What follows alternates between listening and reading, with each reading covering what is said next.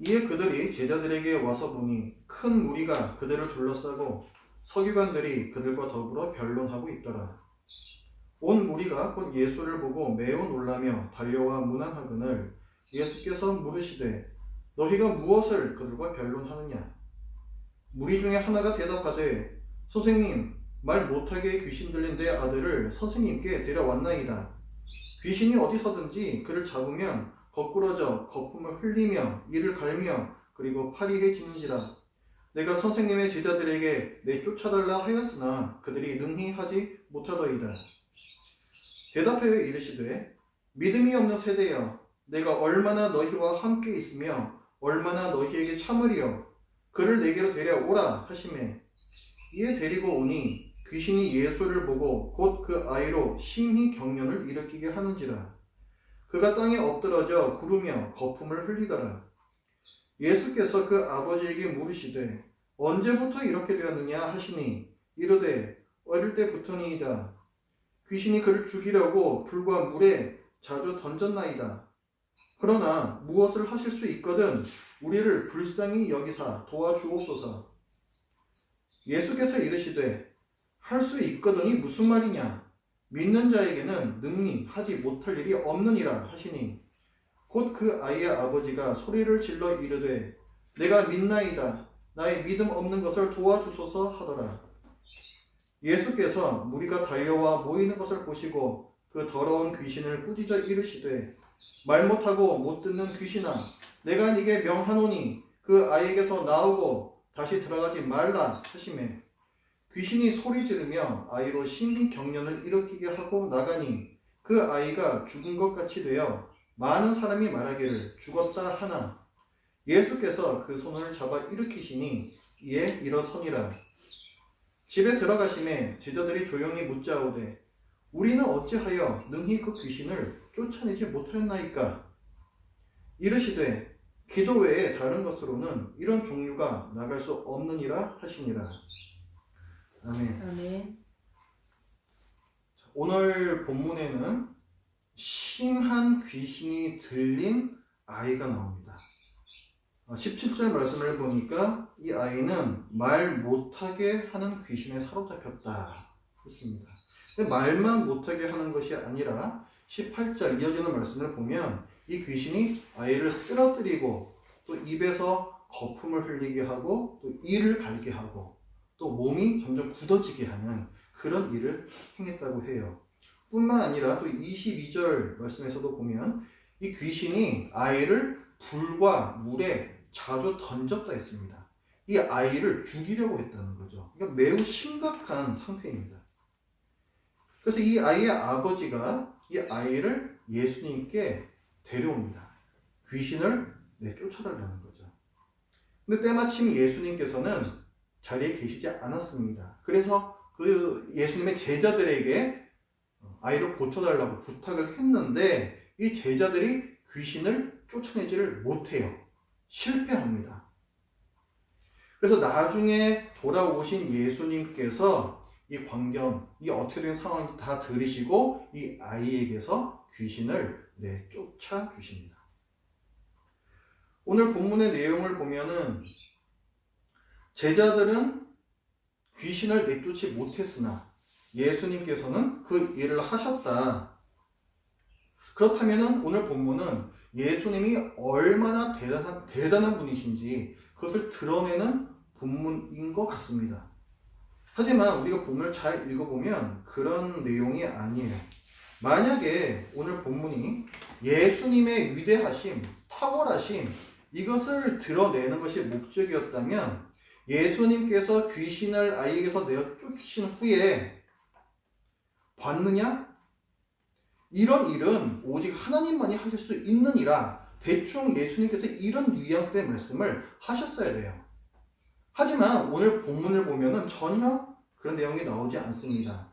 예수님께서는 오히려 거기 있던 모든 사람들에게 한탄하시며 꾸짖으십니다. 19절 말씀 보면 대답하여 이르시되 믿음이 없는 세대여, 내가 얼마나 너희와 함께 있으며 얼마나 너희에게 참으리요. 이렇게 말씀하세요. 한탄하시고 또 이들을 꾸짖고 계십니다. 19절 말씀을 다른 말로 하면은 너희들 아직도 내가 아니면 안 되는 거야? 이렇게 말씀을 하시는 거예요. 그렇다면 오늘 이 본문은 사람들에게, 이 자리에 있던 사람들에게 어떤 문제가 있다는 것을 드러내려 하는 것입니다. 예수님과 사람들의 대화를 보면 이 점이 분명해지는데요. 먼저 예수님과 이 아이의 아버지 간에 있었던 대화를 먼저 보겠습니다. 22절 말씀에서 보면은 이 아이의 아버지가 예수님께 얘기를 해요. 무엇을 하실 수 있거든 우리를 도와주십시오. 이렇게 얘기를 합니다. 그랬더니 예수님께서 이 말에 대해서 매우 못마땅해 하시면서 꾸짖으십니다. 23절 말씀을 보면 예수께서 이르시되 할 수 있거든이 무슨 말이냐? 믿는 자에게는 능히 하지 못할 일이 없느니라. 할 수 있거든이라고? 도대체 이게 무슨 말이냐? 꾸짖으시는 거예요. 믿는 자에게는 능치 못할 일이 없다. 무슨 말이 되겠습니까? 이 아이 아버지에게 믿음이 없다는 말이죠. 이 점이 문제라는 거예요. 그리고 또 예수님과 제자들 간의 대화도 보면, 자, 이 귀신 내쫓는 일이 끝난 다음에 제자들하고 예수님하고 이렇게 따로 있는 그 자리에서 이 제자들이 예수님께 묻습니다. 28절에 제자들이 예수님께 조용히 물어요. 우리는 어찌하여 능히 그 귀신을 쫓아내지 못했습니까? 이 제자들이 그렇게 묻는 게 사실은 당연합니다. 왜냐하면 앞서 6장 말씀에서 보면은 예수님께서 이 제자들에게 병을 고치며 귀신을 내쫓는 권능을 주셨다 기록을 하고 있습니다. 그리고 실제로 이 제자들은 온 마을을 다니면서 병을 고치고 많은 귀신을 내쫓았더라 이렇게 기록이 되어 있어요.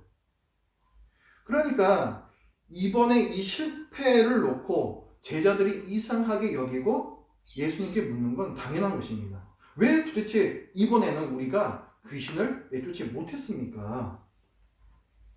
그랬더니 예수님께서 뭐라고 대답을 하세요? 그 밑에 29절 말씀 이르시되 기도 외에 다른 것으로는 이런 종류가 이런 귀신이 나갈 수 없느니라 이렇게 대답을 하세요. 무슨 말이에요? 너희가 기도 안 했잖아 이 말씀이에요.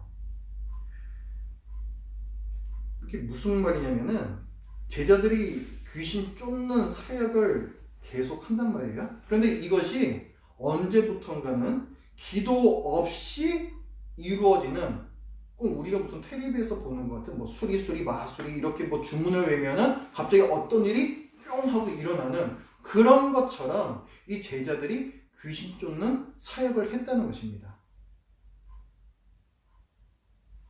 익숙한 어떤 주문처럼 귀신을 내쫓는 일을 이 제자들이 했다라는 것이죠. 기도가 무엇입니까? 기도라는 것은 하나님의 도우심을 구하는 믿음의 행위입니다. 그런데 제자들이 기도를 하지 않았다는 것은 무슨 얘기가 되는 거예요? 제자들에게 믿음이 없었다는 거예요. 믿음이 없는 상태에서 귀신을 쫓는 사역을 했다는 것입니다. 그러니까 지금 이 얘기를 좀 종합을 해보면은 오늘 본문에 나오는 사람들의 문제는 공통돼요. 믿음이 없다라는 거예요. 이 아이의 아버지도 믿음이 없고 예수님의 제자들도 믿음이 없습니다.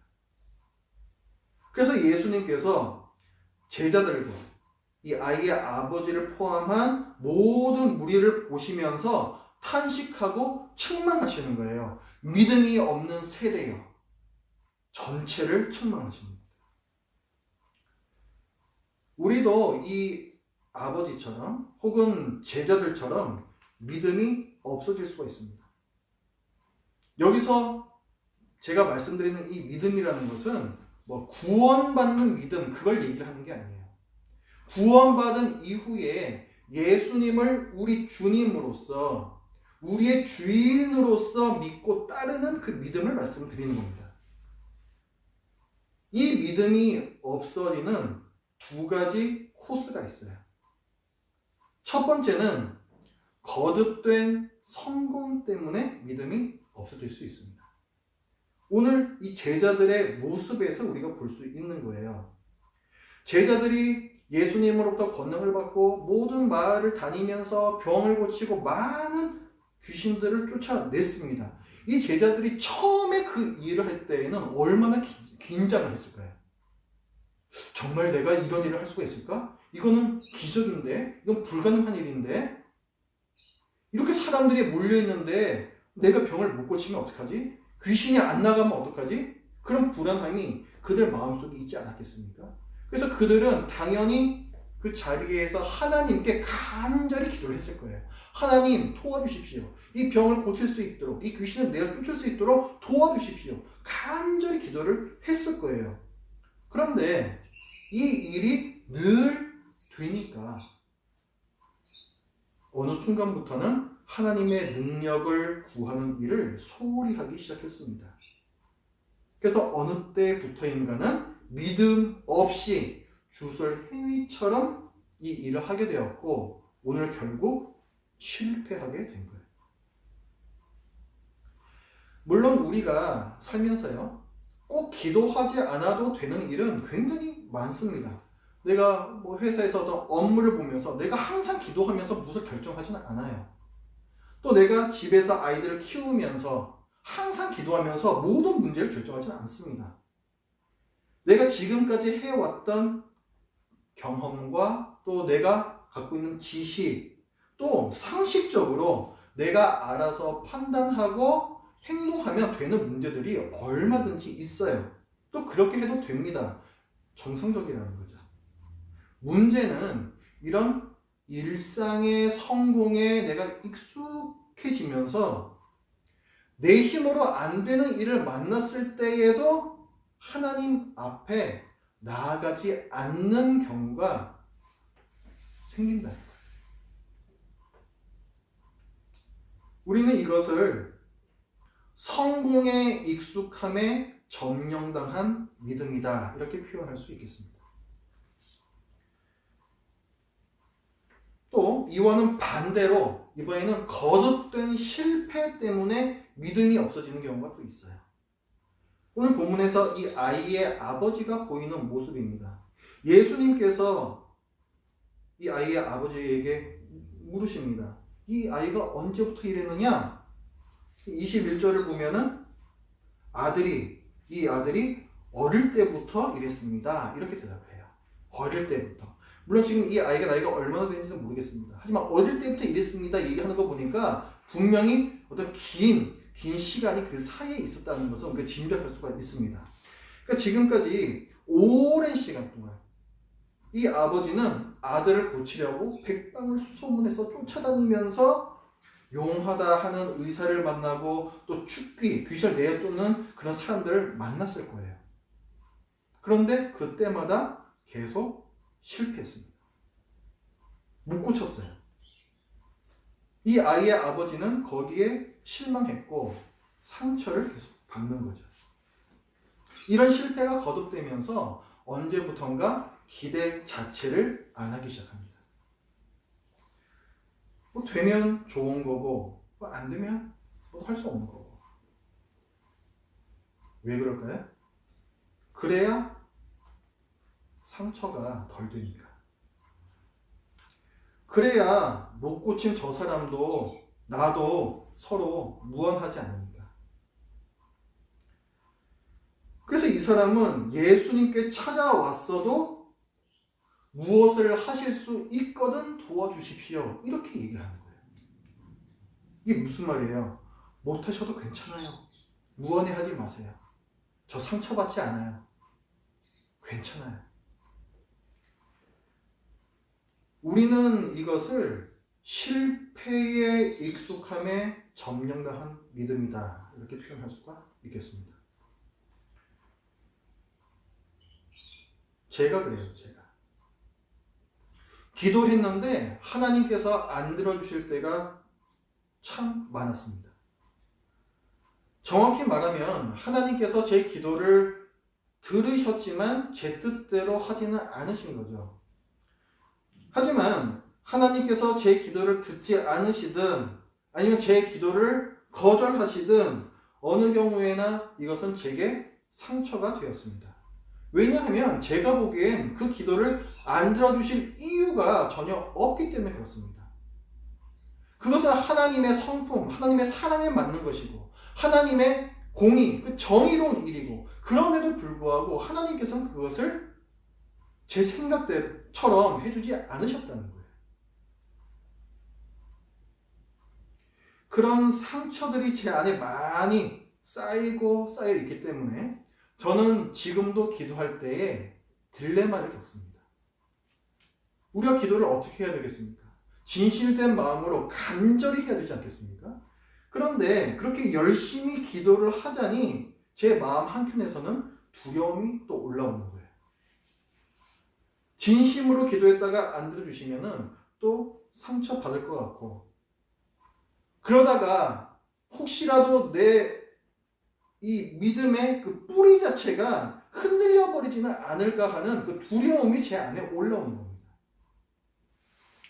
그래서 입으로는 간절히 기도하면서도 제 마음 깊은 데에서는 어중간한 기도를 해요. 하나님, 이거 좀 이렇게 해주세요. 하지만 뭐 꼭 그렇게 해달라는 건 아니에요. 하나님의 뜻이 다 이 가운데 있으실 테니까. 안 해주셔도 괜찮아요. 무안해하지 마세요. 저 상처받지 않아요. 저 괜찮아요.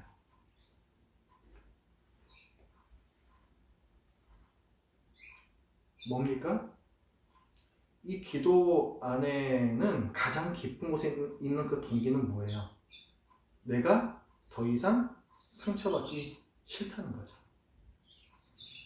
과거에 반복된 기도의 실패로 쌓인 상처, 이것이 내가 오늘 깊은 기도, 간절한 기도로 들어가지 못하게 하는 방해물이 되고 이것이 더 심해지면 기도의 회의를 느끼고 한동안은 아예 기도하지 않게 되기도 합니다.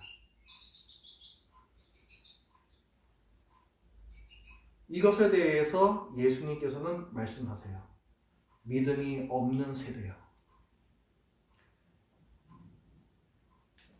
어떤 사람은 오늘 본문을 보면서 그 23절에 있는 말씀, 예수님의 말씀이죠. 믿는 자에겐 능히 하지 못할 일이 없다. 이 말씀에 꽂힙니다. 그래서 어떻게 생각해요? 아, 제자들과 이 아이의 아버지가 믿음이 없어서 귀신을 내쫓지 못했구나. 믿음이 있으면은 귀신을 내쫓아낼 수가 있겠구나. 내가 하나님을 진심으로 사랑하고 의지하고 기도하면 내 이 건강 그리고 내 어떤 직장의 문제 또 내가 공부하고 있는 어떤 그 진로의 문제 이런 모든 문제들 이것이 내가 기도하는 대로 내가 믿음으로 기도하는 대로 하나님께서 모두 다 이루어 주시겠구나. 믿는 자에게는 능히 하지 못할 일이 없다. 이 말씀을 붙들고 열심히 기도를 하게 되는 거죠. 근데 이때의 이분은 과연 무엇에 집중하고 있는 것입니까? 믿는 자에겐 능히 하지 못할 일이 없다고 했을 때 이분은 능히 하지 못할 일이 없다라는 그 능력에 집중하고 있는 거예요. 능력에. 근데 오늘 본문의 초점은 그게 아닙니다. 예수님께서 나타나신 내용은 너희에게 능력이 없구나가 아니라 너희에게 믿음이 없구나 이거예요. 아니 그러면은 믿는 자에게 능히 하지 못할 일이 없다. 이건 도대체 무슨 말입니까? 이 아이의 아버지가 믿음이라고 나를 갖고 있는 그 믿음 자체가 너무 부실해요. 너무 그렇기 때문에 견실한 믿음이 중요하다는 것을 강조하기 위해서 하나님께서 예수님께서 주신 말씀입니다. 그리고 이 말씀은요.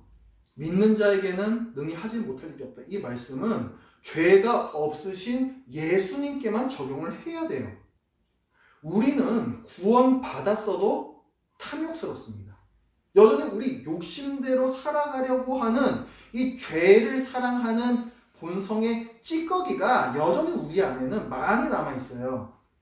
만약에 정말로 믿는 자에게 능히 하지 못할 일이 없다면 기독교는 순식간에 건강과 부를 보장하는 기복 종교로 타락할 것입니다. 그리고 이 세상은 지옥이 되어버릴 거예요. 저는요, 믿는 자에게도 능히 하지 못할 일이 참으로 많다라는 이 사실이 참 감사합니다. 오늘 예수님께서 요구하시는 것은 능력이 아니라 믿음이에요. 예수님께서 말씀하신 믿음, 사람들에게 없는 믿음, 이 믿음은 과연 무엇일까요? 하나님의 능력이 아니라 전능하신 하나님을 찾는 믿음입니다. 하나님의 풍성한 사랑이 아니라 사랑이 풍성하신 하나님을 신뢰하는 믿음이에요. 능력과 사랑이라는 서비스를 원하기보다 능력으로 우리를 에워싸시고 또 사랑으로 우리를 붙들고 계신 하나님을 믿는 믿음입니다. 그래서 입을 열어 기도하는 믿음, 그것이 바로 예수님께서 요구하시는 믿음이에요. 오늘 본문에 보면은 그 17절에 이 아이가 말 못하게 하는 귀신에 사로잡혔다 했죠. 우리가 그 아이와 비슷한 부분이 있습니다. 언제부턴가 우리는 우리 주님께 말하지 못해요. 힘들다라는 신음 소리조차 제대로 내지 못합니다. 기도 없이 성공한 경험이든 혹은 기도를 하고도 실패한 경험이든 그 경험의 결과로 더 이상 하나님을 향해 내 입을 열어 기도하지 않습니다. 그렇다면 우리가 말 못하게 하는 귀신 들린 것과 도대체 무엇이 다른가요?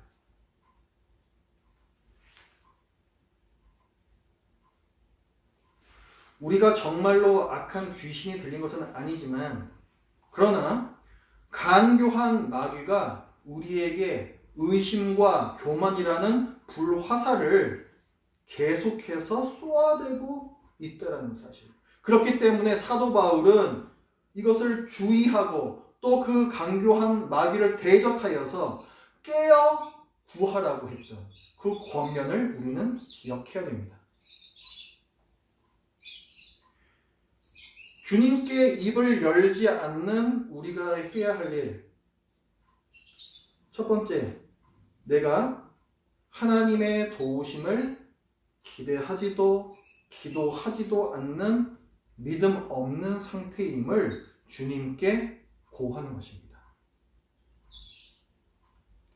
나의 상황을 있는 그대로 겸손하게 인정하는 것이죠.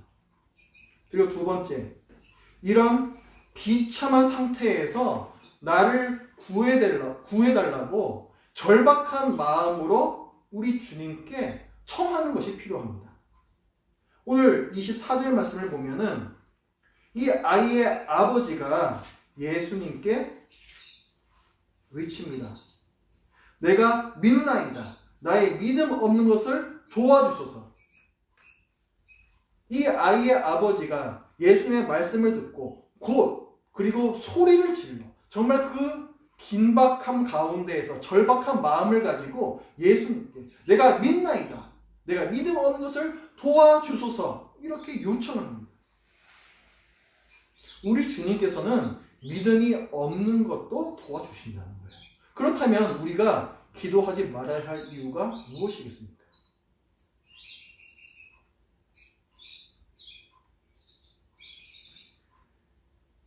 여러분, 기도한 대로 이루어지고 말고가 기도의 가치를 결정합니까? 응답이 없더라도 밤낮으로 기도한 것은 결코 하나님 앞에서 헛된 일이 아닙니다. 하나님께서는 우리의 기도를 존중하세요. 기도는 하나님을 신뢰하는 내 믿음의 열매이기 때문에 그렇습니다.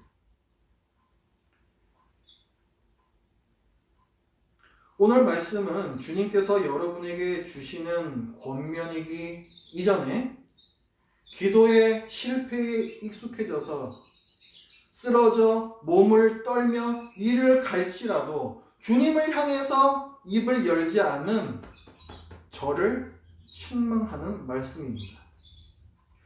오늘 하루 저와 함께 이 기도를 드리시면 어떻겠습니까? 주여, 내가 믿나이다. 나의 믿음 없는 것을 도와주소서. 간절하고 진실되게 이렇게 기도하는 모든 이들에게 다시금 기도의 말문이 열리는 주님의 역사와 은혜가 있기를 간절히 바랍니다. 기도하겠습니다. 하나님 아버지, 오늘 말 못하는 귀신 들린 아이의 또 그 아이를 고쳐주시는 예수님의 말씀을 통하여서 저희에게 있는 문제가 무엇인지 2000년 전이나 지금이나 여전히 저희 신자들에게 있는 문제가 무엇인지 그 점을 저희들이 살펴보았습니다. 하나님, 저희들이 주님을 믿어 구원 받았음은 너무나도 잘 알고 있지만 그러나 그 주님께서 저희의 일상을 인도하고 계신다라는, 저희를 보호하고 계신다라는, 우리의 참 좋은 목자요 주인이 되신다라는 그 믿음에 있어서는 저희들이 너무나도 부실했음을 이 시간에 주님께 고하고 또한 회개합니다. 하나님 아버지, 저의 마음 가운데에서 주님을 주님으로 믿는 그 믿음이 없었습니다. 주님, 저희의 이 믿음 없음을 용서하여 주시옵소서. 그리고 또한 지금 이 시간에 같은 기도를 드리고 있는 모든 분들 가운데 이 믿음 없음 주님께서 긍휼히 여기시고 저희 믿음 없음을 도와주셔서 다시금 저희들이 주님께 향하여 입을 열어 기도하는 이 일이 저희의 삶 중에 회복될 수 있도록 도와주시옵소서. 예수님의 이름으로 기도드립니다. 아멘. 아멘.